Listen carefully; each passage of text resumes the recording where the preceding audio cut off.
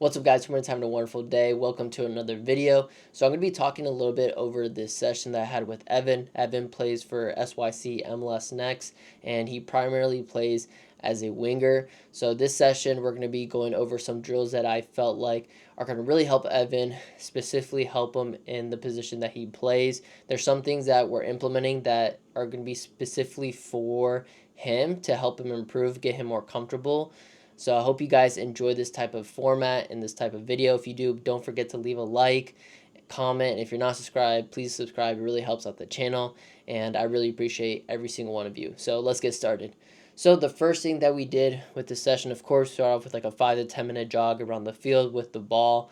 After that, we went into juggling, and I know there's like a huge controversy whether like juggling is good and whether it makes you a better player or not.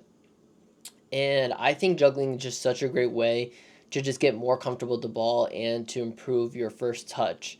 I think there's nothing bad with juggling. Of course, it's not going to make you a world class player if you're an amazing juggler, but I do think it's very beneficial for younger players to get more comfortable with the ball, to be able to manipulate where you want it, and just to have a stronger relationship.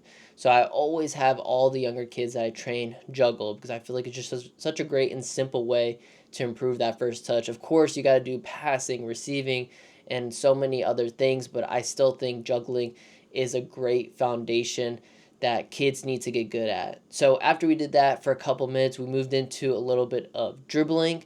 And one of the things that I want Evan to get better at is utilizing his weaker foot, which is his left foot. He does play on the left side, so he cuts in with his right a lot, but I still want him to have the ability to take it down the line with his left and to whip in crosses. And I think a lot of kids, they're not super comfortable dribbling at top speeds with their left foot or changing directions. So the drill that we did was a really small figure eight. So I set up two cones a couple feet apart, and then all I had him do was just use his left foot and dribble with the left foot figure eight pattern. And what's so great about this variation is that you're utilizing multiple parts of your foot. A little bit of the outside, a little bit with the laces, and then a little bit with the inside when you're like going on the inner part of the figure eight pattern. So this is super beneficial for players to get more comfortable. And this is not like the top speed dribbling drill that we're doing. This is more just getting more repetitions, working on that change of direction, and just getting more comfortable utilizing that foot, because you don't want to feel awkward when dribbling with your weaker side. So I tell a lot of players, be sure to utilize both feet so that you feel confident, especially when you're accelerating, slowing down, so that you don't lose control of that ball. So we did that for about, I want to say 8 rounds for about 30 seconds. Yes, it is fatiguing, so we took about anywhere from 60 to 2-minute rest breaks in between each 30-second round to ensure that we're getting the most recovery possible, so that we can ensure that the intensity stays high and the speed doesn't drop too much.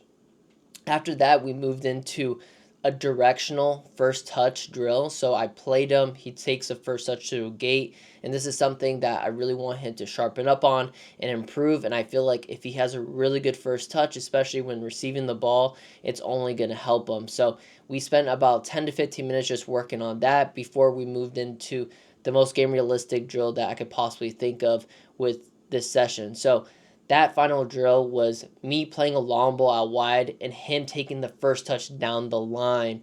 And this is something that can be very difficult for a lot of young players, because working on being able to take a properly weighted touch into that space, to time it, to make sure they're not putting too much, power into it and not too little, and to read the amount of power that the ball is coming towards them, because sometimes kids get scared of the ball because sometimes when it's coming really fast at them, like maybe there's no backspin on the ball, it's just like a freaking shot. Sometimes players have a hard time reading the pass and how much pace there is. So I always try to tell players, try to read the ball, try to see how much pace it's coming at. If it's like a long pass, you might have to go to it and you might have to put more pace to redirect it. Whereas if someone drills a pass, like a really hard driven ball, all you have to do, you might just have to turn your foot and redirect it, because there's just so much pace on it. So having that awareness and trying to read the type of pass that you're receiving is very important, especially when you're out wide, and really making that good time to run as well. Of course, the person who's playing it has to play a good ball, but also you have to time your run well because you don't want to be in an offsides position. So we spent, I think, the remaining time just working on that. And Evan, at the beginning was a bit rusty, but then towards the end, he was on fire. He was taking some amazing touches. So I was super proud of him. And I think, it's only going to get better. The more you do it, the better, the more comfortable you're going to get, the more you're going to understand how the ball is traveling. And I think he did an exceptional job. So keep up the great work, Evan. And I hope you guys enjoyed this video. Like I said, don't forget to leave a like. It really helps out the channel. And if you did like it, comment down below and I'll make more of these type of videos for you guys. But hope everyone has a wonderful day. And yeah, take care, everyone. Peace. What's up, guys? So I'm here with Evan. An amazing session as always. We worked on a lot of different things. Worked on a little bit of juggling, a little bit of dribbling with the left foot.